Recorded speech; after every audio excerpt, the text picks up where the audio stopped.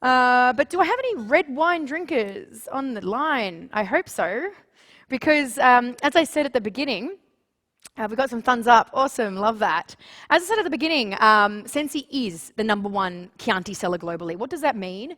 He has the most Sangiovese under vine, Sangiovese grapes under vine in all of Tuscany. So if there's something that he knows how to do well, it's Chianti. And what I love about Chianti, I call it adult Ribena. It is so easy to drink. It's the perfect Friday night drink. It's just pizza, pasta, Netflix, chill, like the greatest thing. Jeff, totally with you. We are hitting the reds. I'm sure you are one of my clients that actually probably have a bottle of this Chianti that we're about to try in your cellar. So maybe it's time to pull it out. Okay, so what I'm going to do, I'm going to show you 3 different Chiantis and I'm going to explain the difference between them. Okay, so we have this little Chianti. I'm not going to drink this one because it's way too cute and it's little Fiasco. I have a really good piece of trivia for you. I'm sure a lot of you have seen these little raffia baskets or Chianti Fiasco. This is a really good piece of trivia. I actually hope that one day I'm going to have a trivia question and I'll be able to answer this. Can anyone tell me what this basket actually was for? Like what they used this basket for? I'll give you a second and let's see if anyone knows. I'm just asking the team here. No? No one knows. Okay. You are going to love this. So as an Australian, we know about stubby holders. Oh, hang on. Grapes. Okay, yeah. I'd hope so. Stubby holders. This was the original stubby holder.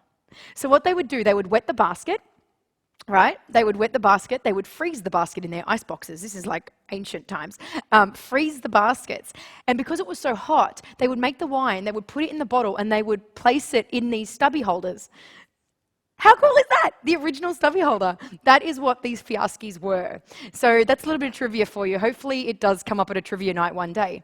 But like I say, to me, this is just Chianti. So Chianti is made from Sangiovese, at least 80% Sangiovese. But it can be blended mainly Canaiolo Nero. So Canaiolo is a native Tuscan grape or native Italian grape. But it can have a little bit of Merlot and stuff like that. So it is up to the expression of the winemaker. However, it has to be 80% Sangiovese to be considered Chianti. It also needs to be grown in the region of Chianti. So we're going to explain this a little bit more with, not this one, the next one. So this is our little adult Ribena. Just drink it from the bottle. You start drinking it when you're 12. I'm telling you, this is one of my favorite wines as a Friday night delight. So I'm going to put that one back over here. We then have Chianti Classico. Okay? So Chianti Classico is a little bit more serious. So what happened in the 80s when there was a boom of Chianti? I guess the authorities, the wine region authorities decided, ooh, people have demanded Chianti, we better open up the region. So it went from like this Siena Rada, like really small circumference of area of Sangiovese to be allowed into Chianti, to being this broader area. So I'm talking from like, if you've been to Chianti, like Siena Rada, all that area, all the way up to where Sensi is in the Vinci Hills. So up near Pisa, like almost up to Pisa. So it's quite a lot of region that's considered Chianti. So, being Italians, no offense to any Italians on the line, the people who were the originals were like, no, this is not fair. We were the original. We want our own thing. So they started a thing called Chianti Classico. So Chianti Classicos have smaller yields. It's DOCG like all Chianti. But what I love about Chianti Classico is that you can really taste the terroir. You're looking at longer aging times in barrels, so you get softer, richer tannins compared to normal Chianti, and much higher acidity. So it makes it absolutely perfect with, the tomato-based dishes that a lot of the Italians like to have. But who doesn't love a medieval story? Does anyone want a medieval story? I'll tell you a medieval story. Again, a little bit of trivia about Chianti because it's so much fun. Everyone talks about the Gallo Nero. So this is I don't know if they can have a close-up of this little Gallo Nero. The Gallo Nero is this black rooster. So there's this really big misconception with Chianti that if it has the black rooster, then that means it's a better Chianti. No, the Black Rooster simply means it's from the region of Chianti Classico. But how did they get the Black Rooster, I hear you asking? Medieval stories. So back in the old days, when they were ancient days, medieval days, when they were trying to work out boundaries around provinces, what would happen? They would have riders, these riders get on their horse and they would ride. And as soon as they meet, so like one rider from this province, one rider from this province, they will meet, and wherever they meet, that becomes the border of the region. So when they were working out the Chianti Classico region, or the Chianti region, so Siena Rada versus Florence, the Firenze rooster versus the Chianti rooster, the Siena rooster, the Firenze people starved their rooster, right? The rooster that would wake the rider up. So the Firenze people starved the rooster. The rooster, obviously dying of starvation, just like a little child, wakes the rider up a lot earlier than the Chianti Siena rooster. So obviously by the time the Chianti rider has met the Firenze rider, he's only gone about 4 kilometers. So if you've ever been into Tuscany, you'll notice that the Siena border is so tiny compared to the region of Florence. That is literally the reason this Black Rooster on the Chianti Classico is literally, that is the whole story behind this Black Rooster. That is literally the reason. Is that the most ridiculous but fantastic thing you've ever heard in your entire life? So if anyone ever asks you, the Black Rooster has nothing to do with whether the quality is better, because I have tried some very bad Chianti Classicos before, trust me. It's all about the region. So that's one Chianti Classic, that's one of the Chiantis we're going to have. But before we do that, we're going to have the Sensi Campoluce. The Campoluce is our organic Chianti. What I love about this one is because now we've gone into this age of organics and biodynamics and vegan, Sensi paid for a certain plot, so he has a lot of Sangiovese. He's paid for a certain plot to be his organic plot. Organic being no herbicides, no pesticides. Ironically, he doesn't really use that stuff anyway. Tuscany has this beautiful microclimate that doesn't really need a lot of that, but shh. So because there's a smaller plot compared to the big region, I guess, or the amount of yield he has of Sangiovese for Chianti, it makes it a lot more complex, a lot more dense, a lot deeper, a lot more, it's just a bigger wine. It's a bigger wine. So for those people that, when people who love Australian Shiraz and things like that, and they're trying to expand their palate, I'll always push them towards this Campoluce. Because as I said, there are denser characters in this. It is a lot more medium-bodied compared to regular Chianti. But it's a good introduction to wines of the world. What I'm finding, though, is as soon as I introduce people to wines like this, they don't go back. So I highly recommend people try everything, but if you are looking at trying your first Italian red, or even if you're not even a red wine drinker, like if you're not a red wine drinker, and you want to explore and try and become, look, you're in isolation for how many weeks now, right? We might as well come out of it as a red wine drinker. This is a great place to start. So it's medium-bodied, and it really highlights, the tannin and the softness and the fruit that you get from Sangiovese. It's textbook. Oh, so when I say textbook, so on the nose, this is 2017, so we have a couple of years on it now. Oh, so good. Dark cherries. You get this beautiful tobacco leaf. Oh, black currants. No, not black currants, like blackberries, fresh blackberries. Oh, and the dried herbs. Oh, super complex. Oh my God, has anyone tried this? Great wine. Oh, I know I should be spitting, but my God, it's outstanding. One thing I love about Chianti is, or one thing I love about Italian wine in general, is that you can close your eyes and without knowing what you're drinking, you know you're drinking Italian. And how do I know that? High tannin and high acid.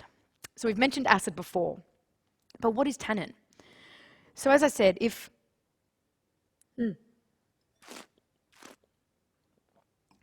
if I'm drinking this and it makes my mouth water, that feeling of my mouth drying up, that thing you want to bite on, that chewiness, that's tannin.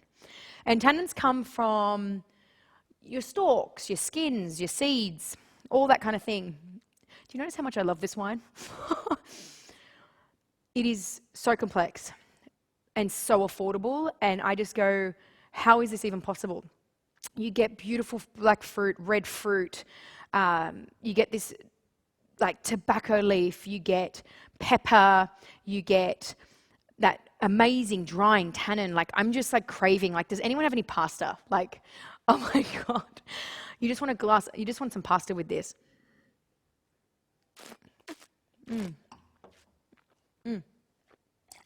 Like, I should be speeding because I have to drive. We do practice RSA at Direct Wine Cellars. Guys, if you haven't tried this Chianti organic, it is amazing. It's a lot more fuller bodied. It's so dry. It's like my mouth is still watering from it. It's so complex. Highly recommend it. Yeah, just I'm gonna slow it down there for a second.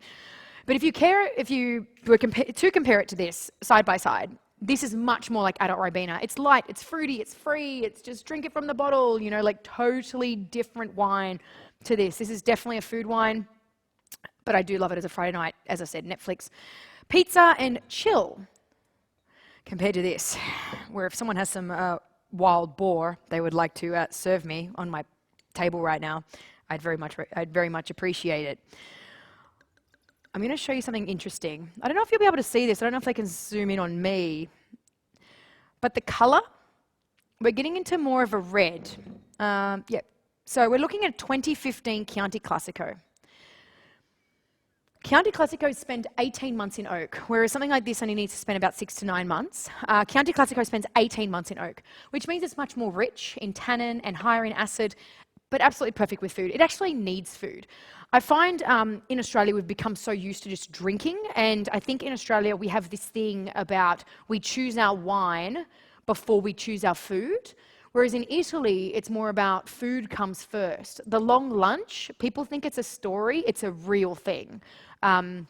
So the long lunch situation, all the wines that are produced in Tuscany just go with food.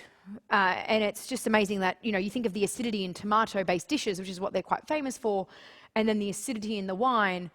You know, if you're ever looking at how do you pair food and wine, if you're drinking French, look at what French eat. If you're drinking Italian, look at what the Italians eat. If you're drinking Argentinian, like Malbec, eat meat. That's what the Argentinians eat. It's amazing how the wines are produced for the culture. It's quite an interesting thing. So, Chianti Classico. The other thing I like about Chianti is that it's only like 13% alcohol, which is just perfect with food, but also no headaches and no hangovers tomorrow. So that's another thing I absolutely love.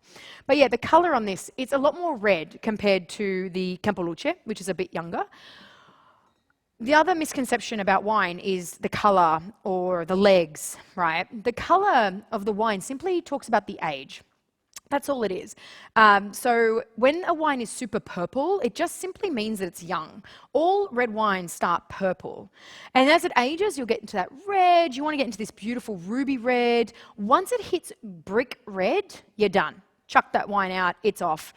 It is not port, unless it's port, sorry.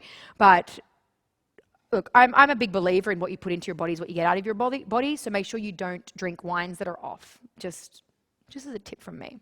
But straight away, you get all those tertiary characters. You're looking at a 2015 vintage on this Forziere. Oh, wow. Yeah, gosh, it takes a second. Because it's all dried herbs, it's leather, it's tobacco. It still has a little bit of fruit though, which excites me. I gotta stop doing that. It excites me that it has a little bit of fruit still. It means that this wine, like with Chianti Classicos, I'd give them 10 years. I would not drink them beyond 10 years. A lot of Italian wine I wouldn't drink beyond 10 years, unfortunately. But I also think that a lot of Italian wines are brought out when they're ready to drink. So take that from the Italians. So something like this, it's 18 months in oak, it's released a year later, just drink it then. So let's have a look at the tannin and the acid. Mm. Wow. Super aniseedy as well. Lots of like that licorice character. And here we go. So all that acid coming up. Wow.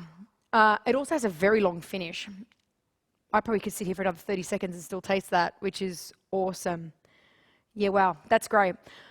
The best thing about this for me, I know you guys are watching at home, but the best thing about this for me is that I don't get to try these wines all the time. I know you probably think that I sit and just drink all day, but unfortunately I don't get that opportunity.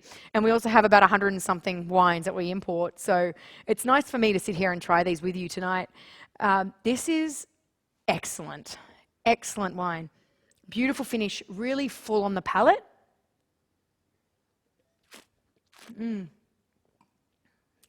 Yeah, but it's just all those tertiary characters.